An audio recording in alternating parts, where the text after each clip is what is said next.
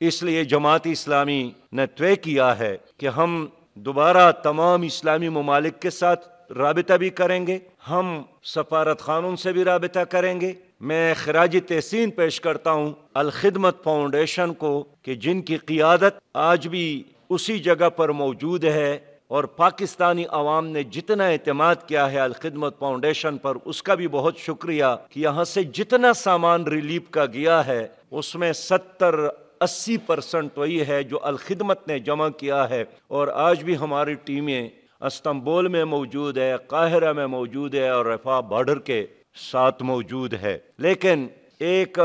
N G او یہ کام تنہا نہیں کر سکتی ہے جب تک ریاست اور حکومت ان کی پشت پر نہ ہو۔ نہ OIC نے اس پر کوئی پراپر ایکشن لیا، نہ اسلامی ممالک کے باقی حکمرانوں نے، نہ ہماری افواج نے۔ خود پاکستان کی حکومت خاموش، ہماری فوج خاموش، حتیٰ کہ الیکشن کے بعد جب وزیر اعظم منتخب ہو گئے اور ہمارا یہ خیال تھا کہ سب سے بڑے اسلامی ملک کا وزیر اعظم حلف اٹھانے کے بعد جو تقریر کرے گا اس میں وہ غزہ کی بات ضرور کرے گا، لیکن مجھے افسوس ہے کہ ہمارے نو منتخب وزیر اعظم نے بھی غزہ پر ایک لفظ بھی نہیں بولا۔